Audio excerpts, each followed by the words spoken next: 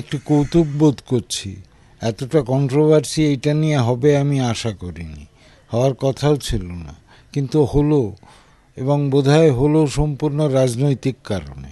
একজন চিত্র পরিচালক তার সময় ছবিটা করার জন্যে ছবিটাকে কিছুটা আপডেট করতে পারে, নিজের মতো করে কিছুটা চেঞ্জ করতে পারে, এবং সেগুলো সুমন করেছে, ঠিকই করেছে, এটা তার অধিকার।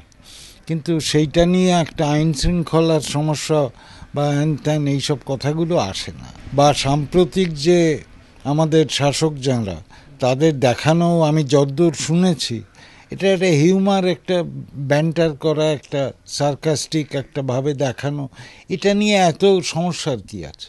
এটা ম্যাচিউরিটির অভাবের লক্ষণ। হ্যাঁ, ভাষা মানে আজকে আমি রবীন্দ্রনাথের ভাষায় লিখবো, এটা তো হতে পারে না। আর সাম্প্রতিক মানুষের ভাষা, মানুষ যা বলে আমি তার বাইরে যাই না।